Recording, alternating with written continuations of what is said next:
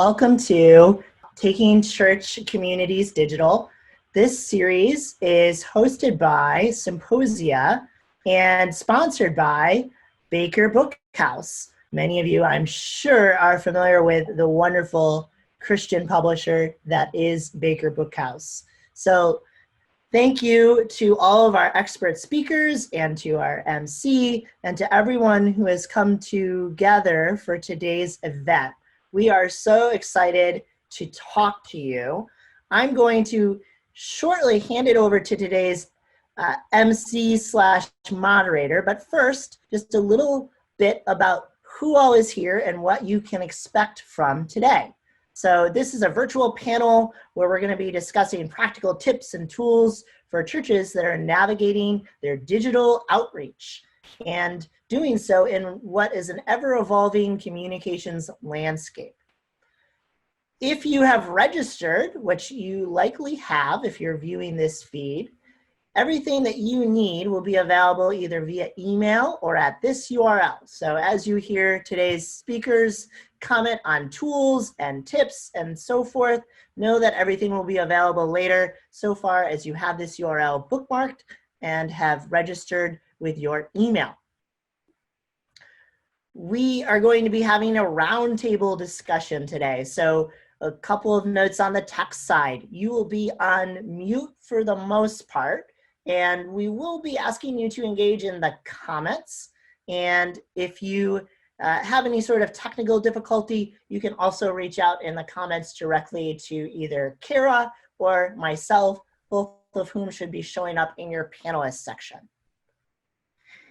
And I would love to introduce the speakers, starting with Steve. So Steve, maybe give us a 30-second version of yourself while we read through your bio here. Sure. Things that aren't in the bio. When I'm not doing ministry, absolutely love being married to my wife of nearly 20 years now, Lisa. We have 4 children. They range in age from our twins who are 17 to a 15-year-old. Those 3 are all girls. And then our son is going to be 13 in August. So yes, we have survived stay home, stay safe with basically 4 teenagers, all at ranging areas of puberty. It's been phenomenal. Definitely ups and downs. Speaking of ups and downs, one of the things I love to do to rejuvenate myself is to go mountain biking. And that's where I get my little adrenaline rush combined with just some great time with the Lord. I always say there's sanity amongst the trees, so let's go out there and find it. Amen. Amen. Next up is Jessica. Hi. Sorry, same thing, just a little quick little. Yeah, tell us about yourself, Jessica. Yeah, so my name's Jessica or Jess, whichever, and we live out in Holland, Michigan. We love being so close to the lake, but so I know we're not really talking about COVID, but that's kind of what everyone's mind is on right now. And right when everything was changing, I had a baby. So for the first 6 weeks of church world going fully digital and crazy, I was like, bye, your digital marketing manager is gonna go have a baby. So I have since come back from maternity leave, and it's been a roller coaster, but it's been really awesome. I kind of get an adrenaline from all of this, like, what are we gonna do? And we gotta work through all the hard questions and make things really, really clear. So yeah, so we got 2 kids at home and a dog, and hopefully none of those living things will make noise during this. I love it. I love it. And Sarah, last but not least, right? Thanks. Hello, everyone. I also have children and a dog, and I'm hoping that there might be a piano lesson coming up in about 45 minutes, so please bear with us. So at the Colossian Forum, I've been there almost a year and a half, and we focus on helping Christians engage conflict more faithfully. So given all the conflicts around COVID and all the protests and riots and it being a political year, I've been very, very busy during quarantine. So great to see you all. So I will go next and then hand it over to today's real visionary rock star.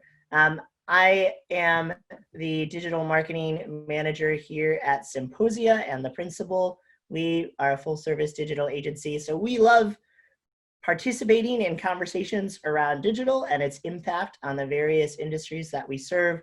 One of the things that we love to do is to work with churches and nonprofits. So I'm excited to be here today. But let's hand it over to Anne. Anne, you really have the vision for today's event, and you are also our host.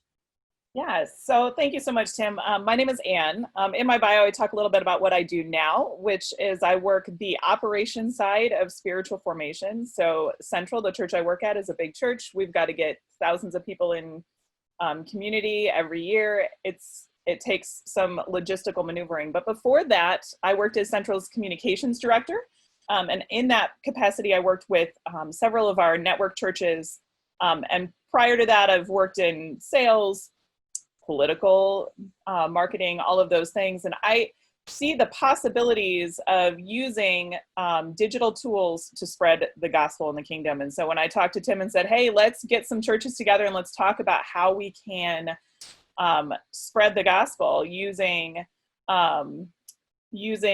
technology, he's like, let's do it. So that's what we're doing today. We're talking about that. And I'm just here to ask questions and talk to our experts, and we'll dive into that.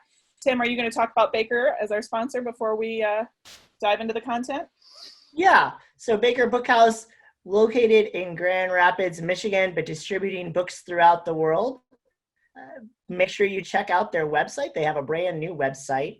And this is a really meaningful voice in the Christian community as a whole. So definitely give them a look if you haven't done so already. And make sure you follow today's rules, of which we have 4. Yes, so get involved. If you can't see the chat feature, find it and say hi. I'll be keeping an eye on that as we move through this material. Feel free to ask questions as you get if they come up, and I will find a way to get them into, give them to our panelists. And then at the end, if we still have time, we will talk through some additional questions at that time.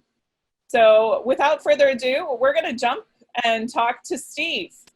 So Steve, we've worked together for a while, but I know you guys have used social media and social media in the past. Tell me what tools your ministry used over the past couple of months when your in-person meeting was no longer an option. You bet. Yeah, thank you. And thanks for the privilege of being here with this group of panelists. We have an extraordinary team, and I represent that extraordinary team of youth pastors over at Central Wesleyan. So a lot of what I get to do is speak on their behalf. What I found critical in the beginning phases of this was we got together as a team and just said, we've got to figure something out. We got to do it fast. Students have a whole bunch of free time since they're not in school. And to my surprise and absolute joy, our high school and middle school pastors both said, we want to do online devotions every single day of the week, Monday through Friday. And that was a huge bite to take off right at the beginning. And they have cruised full speed ahead every week except Memorial Day. What was really brilliant about that was that they chose to use Instagram as the primary platform for students, but then we also utilized Facebook, and we're posting that. We tried doing them live at times on both, with the computer on Facebook and iPhone on Instagram, and other weeks where technology couldn't keep up with that bandwidth, we would post later in the day. And we also began to take those videos that were being recorded and put them onto our church's Vimeo channel. And that was key because not all of our students or families have social media. So we needed to develop a way to get our content to as many possible people. So that was a fantastic win for us. The online devotions, the keys for us were not just that we were delivering content, but that we were seeing students. So, Anne, you did a great job of it at the beginning of this, identifying individuals who were signing on with us, getting those hellos, getting the chat going so that it was a dialogue and not just a broadcast of information. So that's been a huge piece for us. The other thing that we did was we quickly, about a week in, noticed we're trying hard not to be a broadcast station, but that really in effect is what the online development. Uh-oh, lost Steve.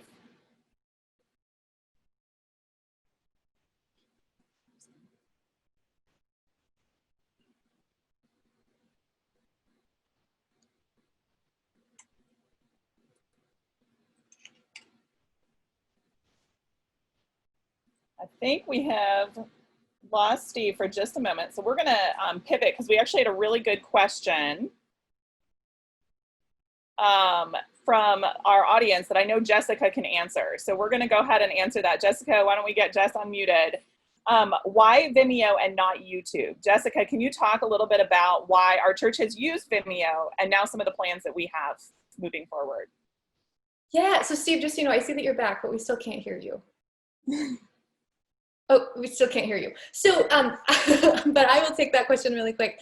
So YouTube, we know that it's the biggest search engine besides Google that's out there. It's also owned by Google, which is why it's so big. But the reason, especially for students, that we would choose Vimeo over YouTube is because YouTube tries to be really smart, and their algorithm will try to show you anything it thinks you want. And especially with teens, you can't have as much control over what that's going to be. You don't know what's going to pop up next. You don't know what ads are going to be there, where Vimeo is ad-free. And when you're in an actual video, it will only show you other videos by that organization or that channel.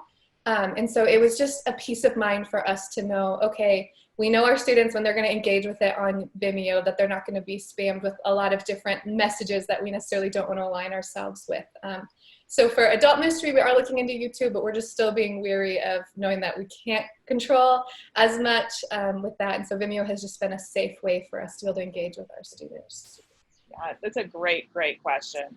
And I know there were a lot of conversations over the years about that. So thank you for sharing, Jess. I think we're going to stick with Jessica for just a minute while Steve is getting back up and going. So Jessica, in addition to Vimeo, what are the other tools that you use at Central? And you actually support more than just Central. You support churches of a bunch of different sizes. Oh, Steve's back. But we're going to answer this question with Jess. Tell us, what kind of other tools do we use at Central on a digital? Yeah, so like Anne said, we're part of a network of churches. So there's a bunch of us who are all doing church together. We're kind of like using similar systems and processes to be able to help each other, especially for those medium or smaller churches that necessarily wouldn't have like a digital marketing manager to be able to be on staff. So we use our primary way to do church online is through the Church Online platform that is available for free through Life Church.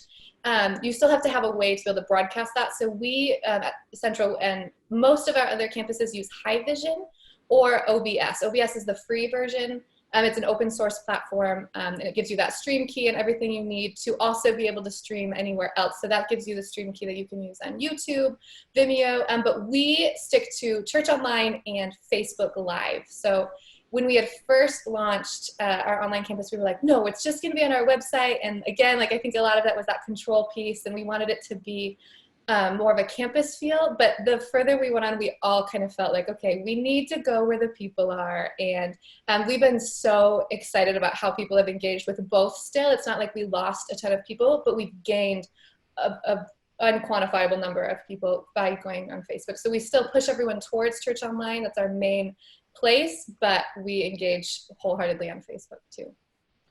You know, Jess, we've got a question here, and which ties into my other question, is some people are wondering if the live stream is really worth it. And if that's something that we should continue to do. Especially, I've heard some churches say, hey, we're going to take down all of our live stream and we're not going to push to Facebook. We're not only going to use Church Online platform because we want people to come to church. A lot of churches are reopening and they're only seeing, depending on who you're talking to, between 48 and 60% of people are coming back. Don't be alarmed. We're hopeful people will all come back. But what do you think about that strategy, taking it all offline and going? Yeah, so first I want a disclaimer. If you're going to be stretching yourself so thin that your end product or like your service is going to suffer tremendously, even though I'm a hardcore digital, I'm going to say like that has to, like caring for your people has to come first. But if you're already going to be recording, or if you're already have like these people who have been doing this during the stay at home time, why wouldn't you want to be able to reach more people? It's such a huge front door. So I know for even like the medium-sized churches that we work with in our network, they had kind of asked the same question, like, okay, we only did this because we had to, but they've already seen so many people who aren't part of their church find them or interact with them via either Facebook or even their Church Online streaming. So the other thing I would say really quick is if you can't do the streaming, which I still think is like your best bet, A really, really great opportunity that you can have is you can either just record audio. If you're going to be using a mic system anyway, it's really easy to capture that. Sign up for a podcast hosting platform, and then you can still be getting that out. You can have people be able to share that. You can host that on your website. But yeah, do something to be able to have it leave your room, like your building. You don't want church to only stay in the room. You really want to be able to let that have legs and walk out. And so that's a really easy way to be able to do that. Great. Thank you so much, Jess. And Steve, like coming back to you. So Jess is talking about transitioning back to gathering again and what that's going to look like. You guys are there. You're starting to meet outside. So what are you keeping? What are you maybe leaving, at the door? I know we didn't talk as much about some of the other things we did the online devos. I know you guys did some other e-ministries. Maybe share some of that and tell us what you plan to keep moving forward and what you would encourage people to keep. Oh, Steve, you're still quiet. All right. We're still on mute. Tim, is that something that's on our end? I don't know. I'm hopeful we can get Steve back. All right. Technical difficulties. See, this is the beauty of digital world, guys. Got to learn how to flow with it, just laugh with it. And so we're going to transition right back to Jessica and go back to Facebook. So my church is on Facebook. We're doing stuff on Facebook. I am streaming my service on Facebook. What else am I doing on Facebook as a church? Should I have a Facebook page? Should I have a Facebook group? Like, what's the difference? Are there other social media platforms I should be using? Tell me what I should be doing. Oh gosh, I could talk all day. I need to stay condensed. Okay. So a big thing that I would say to answer your first question, what should I do? Okay, so now I've decided, yes, we are going to stream on Facebook. My big thing is so I said all of that before, yes, you should be streaming, but don't stream if you're not going to engage with people. You need your online ministry to actually be a ministry. It can't just be, hey, we're a billboard and we're showing this out to you. So a lot of people have really taken advantage of the church online platforms way that you can host. It makes it really easy. You have people who pop up as hosts and you can like interact with them in the chat. Facebook has a chat too. And so it's really important to be able to continue that conversation no matter where you're streaming from. So one thing that we have found super helpful is whoever is hosting on our Facebook page, we usually have one person. It's a lot lighter of engagement there than on our church online, is we will have them introduce themselves at the top. Hey, I'm going to be one of your hosts today, because it shows up right as, hey, Jessica Berens. And so they'll say, hey, I'm your host. If you have any questions, here's where you can go. You can comment here. And then we pin that comment, someone as an admin on the page, so that anytime someone engages with it, whether it's 10 minutes into the service and there's been a ton of engagement, no matter where you're jumping in, you're always going to see, oh, that's why this Jess person is talking so much. She's not just like commenting everywhere, but she's part of the church and she's a volunteer for that. So I think that that's really important, is that engagement piece. But besides services, yes, you should be doing anything you can to get in front of people online. We as an organization have kind of dropped Twitter. It has its place. And for the church, I think there's a lot of great ways to use it. But for the time investment that's needed, we have decided to 100% scale back our Twitter. But we are absolutely engaging on Instagram and on Facebook. And those have very different strategies and very different target audiences. So on Facebook, our biggest tool that we have, so we have our regular facing business page, and that's where a lot of our promotions happen. That's where we're showing pictures of what church looks like at Central and what you can expect. That's where we're doing videos of different people telling you about things and giving you inspiration. But we also have a private church Facebook group. So we like to think of that as the church lobby, just online. That's where it's Central as an organization doesn't really post in there. This is for the people, it's by the people. We do moderate anyone who comment or tries to post in there, just to make sure we're not getting into political avenues or anything like that. But we really encourage people, even on our staff, like Steve was saying, the student guys, they're the ones posting their devotionals. If we have a job opportunity at Central, it's that department that's posting that. It's not Big Head Central, who you don't really know who that is. It's all people to people. Yep. And we found just huge benefits in that, and a lot of engagement, whether it's we're asking questions or sometimes it is the, hey, we're inviting you to something, but it's never advertisements. It's, you're already part of our flock. Here's how you can continue growing, or here's how you can go deeper. So I think that's all the time I have. Yeah, Jess, it's like Facebook page, that's a little bit more like outreach, right?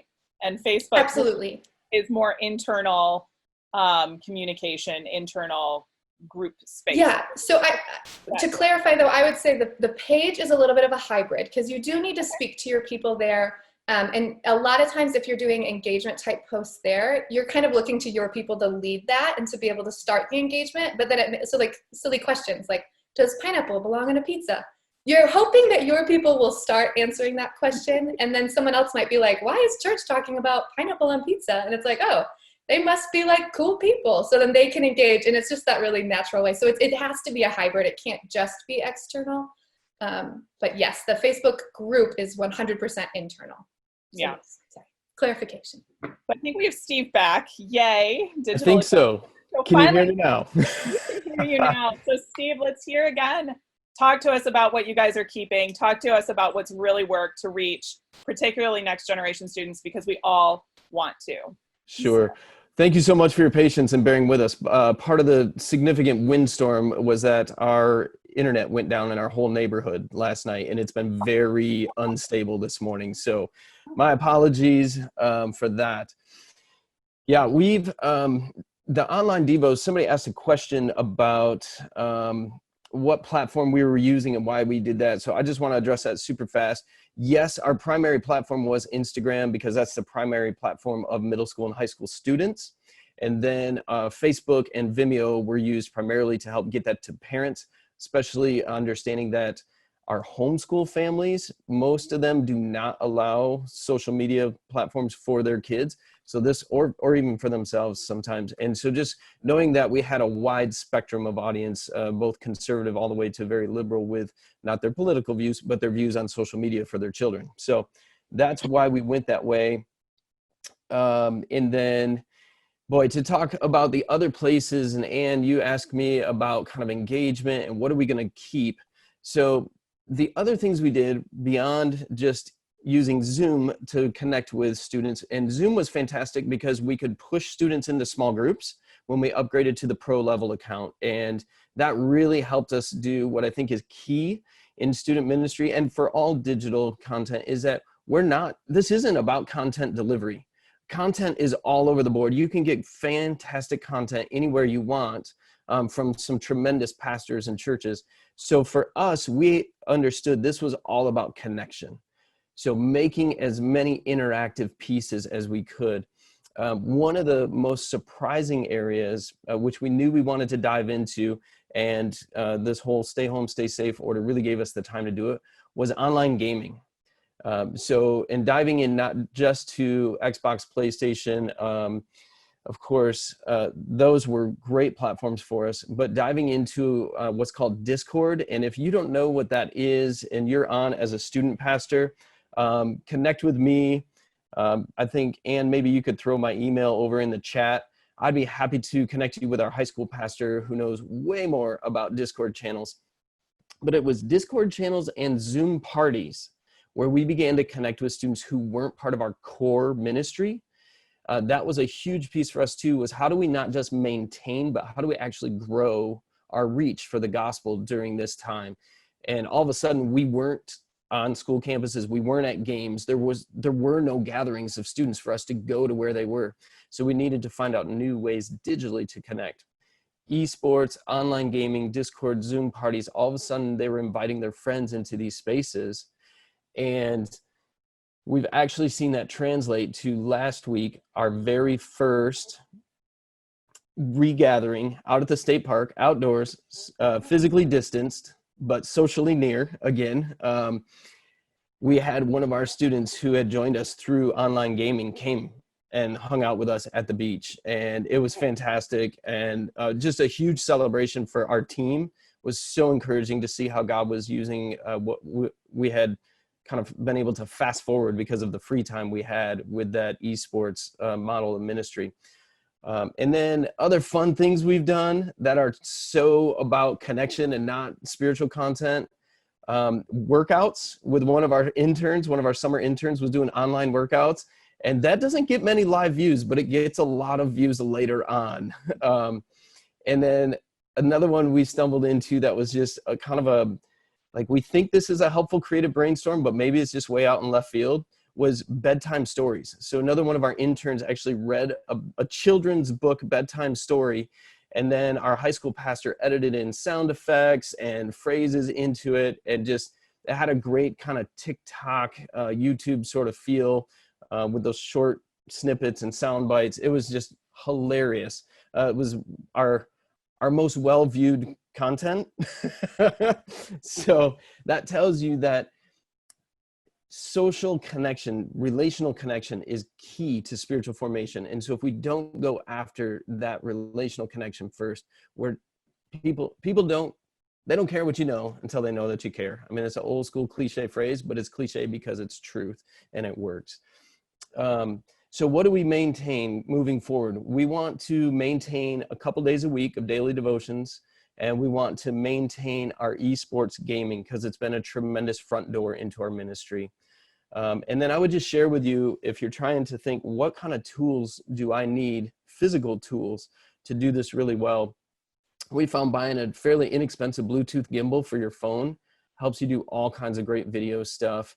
And then another one would be if you're not comfortable doing this kind of on the screen thing and speaking and just sort of in the moment coming up with your words, you can actually get for under $200 a portable teleprompter, and it has a software where you can follow the script, and as soon as you like veer off onto a rabbit trail, the teleprompter stops moving. So you can do your rabbit trail and then come right back to it, and it will take the most beginner newbie of online video content, and it'll make you look like a pro. So I'm gonna post those links over here on the chat for you guys to check those out. I'm not related to any of those products. I get no royalties or anything like that. So if they're helpful, fantastic, or feel free to buy a competitor to either one of those devices. But those have been phenomenally helpful along the way. Anne, how have I done? Do you have a follow-up question? Thank you. No, I think that's great. The word, it's funny how this all kind of came together, because one of the things that we keep talking about is the word that keeps popping up is politics, right? So we're in this season, COVID was politically loaded. We now have this whole civil rights event that we are communally experiencing. And as someone who is looking at online church community from a spiritual formation perspective, I've had a couple moments where I've just wanted to be like, oh my gosh, we need to do some formation activity in the area of political discourse and how to have conversations. In fact, we didn't used to moderate our Facebook group, and then the political posts started coming up, and we had to start thinking about how we're going to help our communities. So, for those of you who are pastors on this call, on this webinar, you're probably struggling with that too. And funny story, Sarah from the Colossian Forum was slated to be part of this before this was even really a big, serious conversation. She was here just to talk about how digital marketing has turned into digital outreach for her organization. But in our conversation, I learned more about a new tool that they have. And as a spiritual formation operations director who needs to train leaders quickly and have materials available quickly that churches, my church, can use to create a more positive dialogue online and in person about things like politics, I was really excited about this material. So we're going to talk a little bit about this material and this content because I think you guys are going to find it as valuable as we're finding it. So Sarah, tell us a little bit about the Colossian Forum's political materials. Talk to us about that. Oh. They're unmuted there, okay. Tim. I wasn't sure if I was supposed to unmute myself. No, you're fine. Okay, Sarah, so tell us about this material. Yes, thank you, Anne. Candidly, so the Colossian Forum, we are a ministry, not a church, but we are a ministry, and we have been around about 9 years now. And we started because our president, who is a former pastor, or I guess once a pastor, always a pastor, but president of your organization, not the president. Yes, to be clear, our president, Michael Gulker, president of the Colossian Forum, he was a pastor and experiencing conflicts in his church around gender lines at the time, but found that he and everyone in church leadership was just not handling it well, and whether we talk about conflicts or not in our churches, we know they're there, whether they're surfaced or not. And so, where people exist, conflicts are going to exist. And, we know how damaging poorly handled conflicts can be. They can damage your ministry, they can damage your congregation. And we all need to be better equipped to engage conflicts faithfully, whether they're around whether or not to wear masks in public, or what version of the Bible to have in pews at church, or whether whether you're going to allow political issues to penetrate the church and divide the church. So we actually started to develop this political talk curriculum about a year and a half ago, actually. So because we had pastors coming to us after the 2016 election saying, I don't know how to guide my congregation through this. And so what we have is called the Colossian Way, and it's a method. It's a small group context where we help leaders guide a small group of people, no more than 12 people, through how to engage those conflicts faithfully. So we decided to put together this curriculum, but we do have other topics as well. We have a topic on sexuality and also on origins, and we try to go kind of where the hot spots are and where the most relevant conversations are. We're considering one on race as well.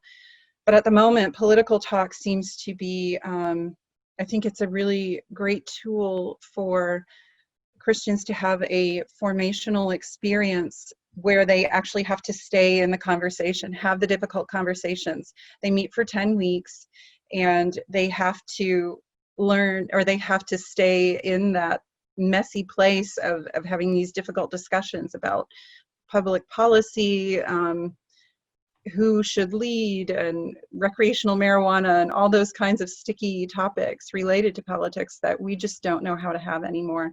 And so we set it in a worship context. We pray in the middle of the session, at the beginning, the middle, and the end.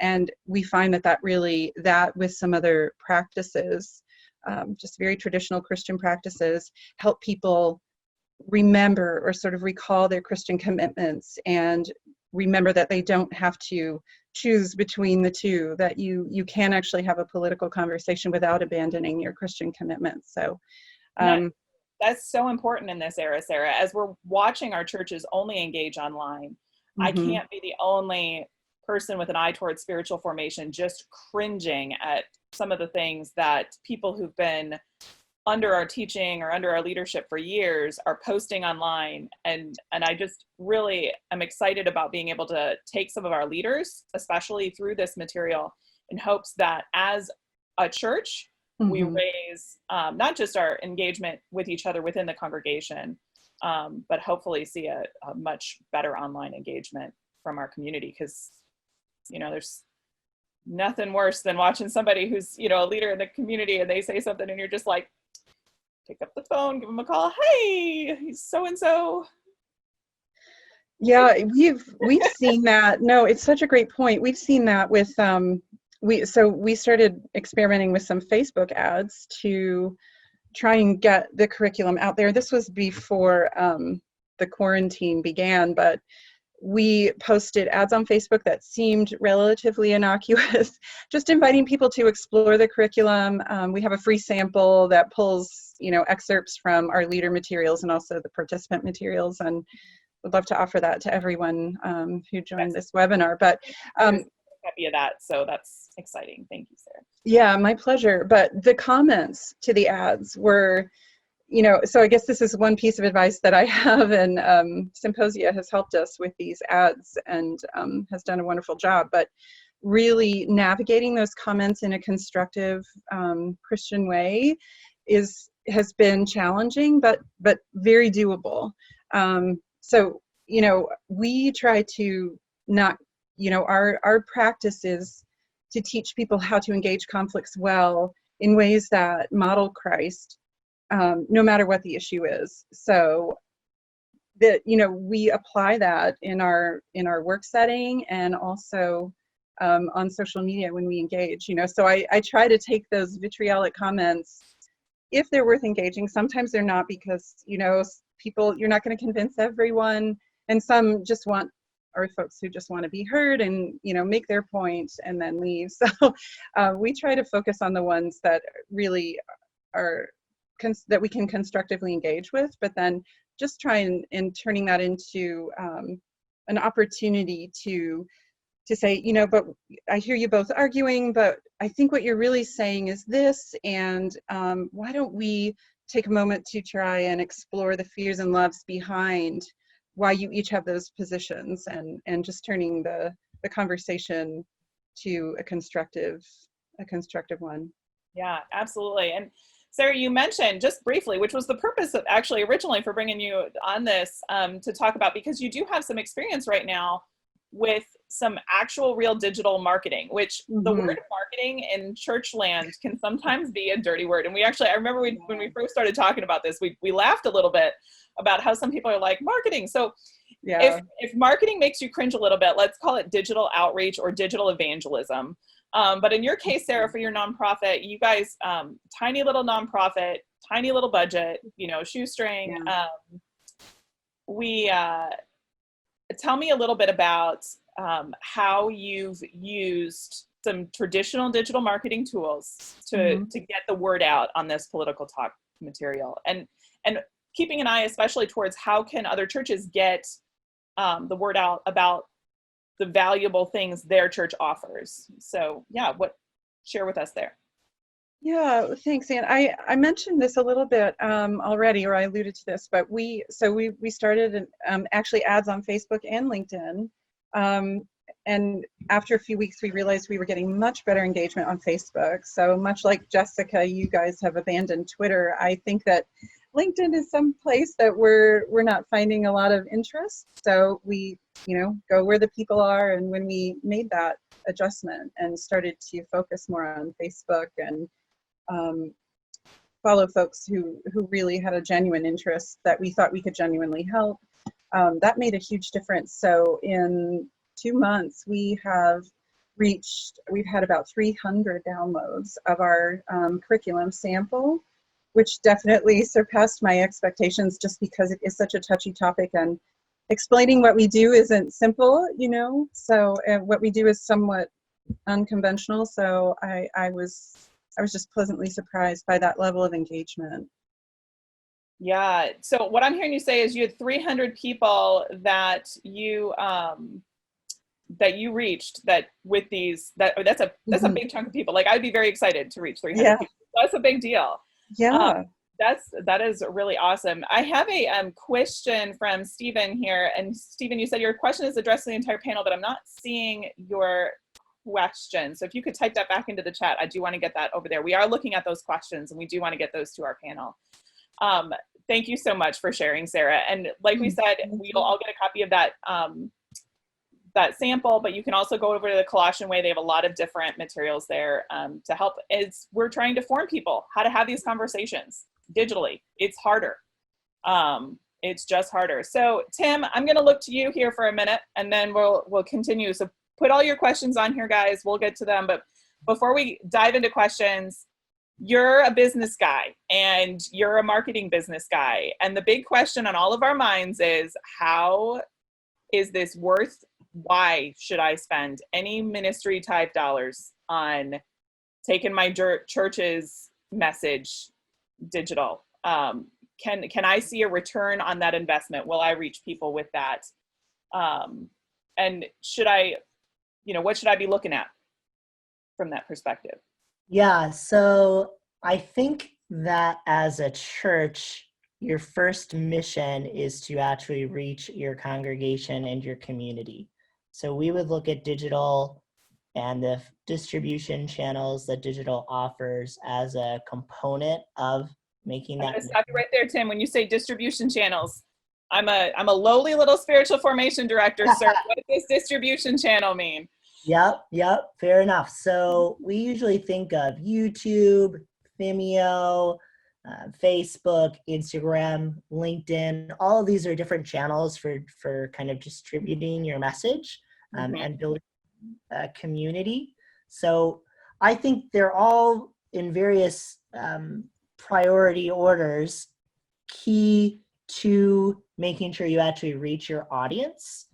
I think there's also a measurable return on investment that can absolutely be seen when it comes to increasing the amount of monthly recurring member donations. That is absolutely an outcome that I would expect to see if a digital strategy was being executed successfully. That can be measured via a variety of tools. Our favorite is Google Data Studio, working alongside of Google Tag Manager, but you should be able to see for every dollar you put in, how much you get out. Okay, that is a really great tool. Now, Google, you mentioned, also offers for churches that are 501c3s, offers some tools available. Can you share with us a little bit, for those that might not be aware, what's available from Google? Yep, yeah, so there's a free AdWords grant through a program called Google AdWords for Nonprofits. If you already are using Google's products such as Google Documents or Google Drive, you may have already gone through the nonprofit verification journey. If so, it's fairly easy to complete the steps needed to get the actual grant. The challenge of that grant is that you can't spend the free quote unquote money if you don't have someone on your team that knows how to manage or wants to learn how to manage the AdWords platform, but it is a substantial amount of advertising dollars. You can get up to $120,000 in free credits. That number sounds really big and exciting, and it is, but the reality is it's rather difficult, especially if you have a local footprint, to ever really utilize that many dollars. But Jessica, you guys have used this, right? You were telling me a little bit about how Google AdWords is something that you guys have worked for and used. And I was kind of, tell me what ministries take advantage of that, Google AdWords. And yeah, so it's not the actual ministries. We kind of, let me just start over. So yes, Central has taken advantage of the Google AdWords the grant program. And like Tim said, yes, you have this allotment, but it's really, really hard to spend that when you're really trying to reach like people in West Michigan. But we use it every single month. So the big things that we use for it is obviously like things that you would expect. So a lot of our key phrases are things like churches near me, churches in Holland, Central, like all of the variations of our name. But the biggest actual two things that we've done that have done a huge return. So we have an indoor playground at our church. And it's a huge outreach in itself, but we have focused a lot of that budget of the grant towards promoting that, because it's going to bring in families who aren't even thinking about church, and we get them to come through our doors. So that's a huge one. That's kind of unique to us. But the other thing that we've done a lot and we found huge success in is, so we do have a recovery program here. And so a lot of our budget for that also goes towards recovery keywords. So we even have things like pornography is one of our, like, not a keyword for Central, but we use that word because we want to pop up. Like if you are looking for things on the internet that maybe you shouldn't be looking up, like I don't care if Central pops up. If you stumble upon us and we are able to like connect with you and meet you, I call that a huge win in my day. So that is a big thing. So we do like the generic, like, okay, churches by me. We do like the outreach for families. What are things that are going to get them in? And then the recovery / like not so perfect things. But I think that that's a huge, it just shows a lot of Central's culture, where that's really what we're all about, is that we're a place for everyone, and that recovery is like a natural thing and we should be going through that together. So those are the things. But like Tim said, it is tricky. So if you can take a class, so take a class. Don't be afraid to get help. You know, if you wouldn't fix your church's furnace all by yourself, maybe find somebody else to fix your furnace. This could be an area where you could ask for help. We had a great question, and I did find it. We had a great question for everybody. And we're going to start with you, Jessica, because you've got a great philosophy related to this that I can't wait for people to hear. but the hungry beast that is social media content generation. Yeah. How do you, the specific question was, hey, if we're not meeting together, how do you keep content fresh? How do you keep things going? But just in general, once we do meet together, Jessica, can you talk about how you continue to feed that hungry beast that is social media content demands? Yes. So again, I could talk forever. I'm so passionate about this, but I'm going to try to condense it. So my social media philosophy that we use at the network is pretty simple. I didn't grow up Baptist, but I really identify with the 3 words that are the same letter. So we have invitation, information, and inspiration are the 3 types of posts that we have, and there's always going to be some overlap. But whether we're in a season of not gathering in person and there's not a lot going on physically, or we're in the middle of fall kickoff and there's 10 groups launching and a new sermon series and you should invite your friends and everything is happening, your social media should look pretty similar in both of those seasons. And what I mean by that is your social media shouldn't be, hey, come to our church, hey, come to our church, hey, come to our church, come to this thing, sign up, sign up, sign up, sign up, sign up. People are getting advertised to 10,000 times a day. So what you want to do as the church is kind of flip that over and just have a lot more of that inspiration or the invitation wrapped around a way that's focused in your culture. So always posting pictures, even right now when we're not meeting physically, we're saying things like, we can't wait until we can be like this again, and sharing things about what that's going to look like. And as we're getting signage ready for our regathering, we're going to have pictures of people holding those signs and like smiling under their masks, and making sure that you're having like quotes going up, verses, anything that can have like that inspirational, like especially right now, like you said, Anne, everything is just so charged that if you can scroll and something makes you smile, like you want to stop and look at it. And so to be able to focus primarily on that inspiration, photos, culture, and then every so often slip in the, hey, you're invited to, hey, here's some information about our church. That's going to be the biggest win that you're going to be able to get. And for photos, this is a really quick thing. I just want to go on one little rabbit trail. You don't need a very fancy camera or a paid super photographer. My iPhone takes amazing photos. And so to be able to have someone, whether it's a staff member or a volunteer, and say, hey, at this event, take your phone, take some pictures, get candid and non-candid, because I think we see these amazing like elevation style, like they're all candid and like, wow, I want that. Our cultures probably don't look exactly like an Elevation or like a Fresh Life church. So like if you have a group of people, say, hey, do you mind if I take your picture quick, and have them smile? Like let that be what people see when they see your social media. And always take pictures. If you can pick a picture over a graphic, either you can pair them together if you really want the graphic, but always, always, always pick a picture, even if it's from a couple of years ago and you're just wanting to make sure people can get the feel of that. That's great, Jessica. Yes. So Jess, we've got some questions coming in. And so I know that we were hoping to hear from some others as far as feeding the giant, but I do want to answer these questions. So Roy asks, from the inspirational, there's so many voices out there, and we only have a couple minutes. How do you discern what really matters to people, and how often should those posts happen? And I've got another question right after that. So give us that in a couple sentences. How do we discern? Yes, I can do it very quickly. Don't force content. If you are having to like, oh gosh, I have to post something, don't. You want your content to feel it needs to feel like it's coming from the heart. It needs to be like natural and engaging. It can't be something that you're spending like hours and hours just trying to think of engaging things or those inspirational things. Try to tie it into your sermon series, make it really easy on yourself, and then you're able to point back to Sunday, even though you're doing that inspirational type piece. So I would say, yes, don't try to like make your life easiest, and it's also going to help relate your culture better if you're trying to tie it into other things anyway. Yeah. So what matters is,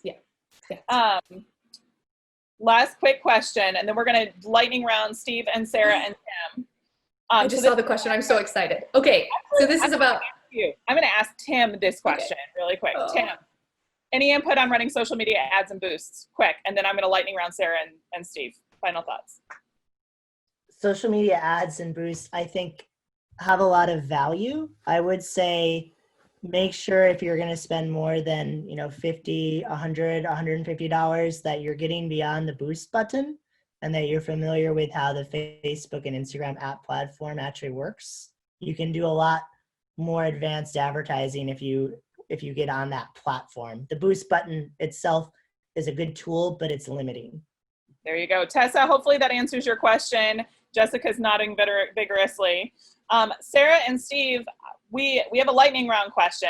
There have been a lot of really cool ideas floating around. I want to hear people step off this call and they should do one thing this month. What is the one thing they should do?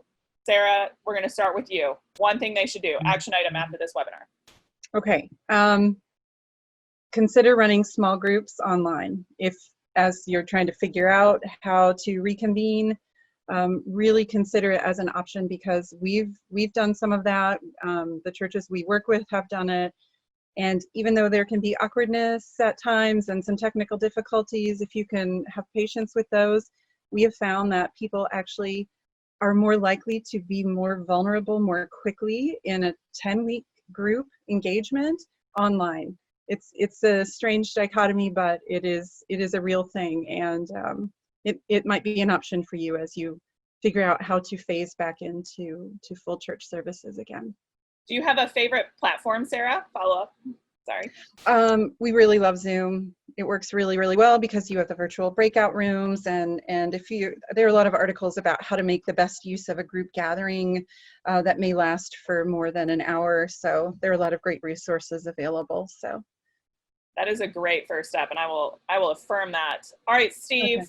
You gave us all the ideas, man. So they're going to leave this webinar. One thing they're going to do. Tell us what that one thing is. For me, that one thing is not any one specific idea. It's a philosophy, and it's remembering that connection is more important than content.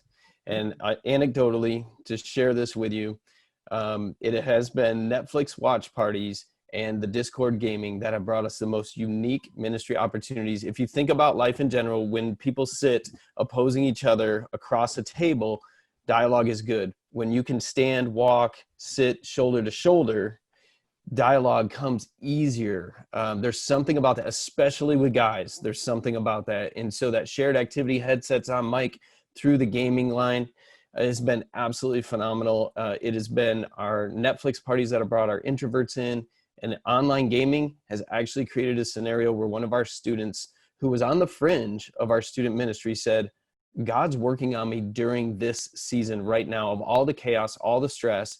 God's working on me. I sense him calling me into vocational ministry.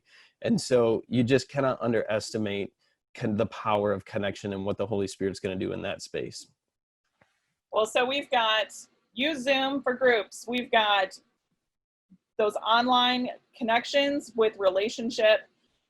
We have 4 minutes, so I'm going to quick, Jess, you get to answer the lightning round question. What's the one thing they get off this call? What's the one thing they should do? Take photos and post them. Take photos and post them. Look how easy that is, guys. Like, we all have smartphones. Take photos and post them. Tim, you're last up, man. What's the one thing they should do?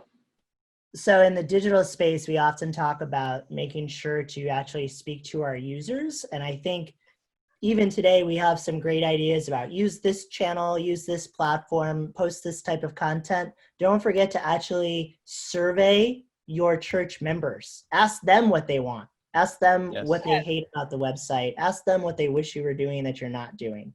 Yes. And you know, Tim, you said website, so I'm going to give my one thing. Check your website on your phone before you do anything else today. It's one thing that none of our panelists have mentioned, but as I was going through different websites, church websites in Holland over the last couple of weeks, I looked at these beautiful websites that turned out so beautiful on my computer and were very sad when I tried to look them up on my iPhone. And most people interact on their phones now. So there it is. Those are your one things. In the last 2 minutes, were there any other questions? Anything else? Otherwise, no one's said. I just want to thank you all for being here. We're going to work to get some of these resources. I know Jess mentioned Church Online Platform. If you don't have that working yet, Discord, and more from the Colossian Forum, Tim will make sure is available for folks as they follow up. So thank you guys so much for participating.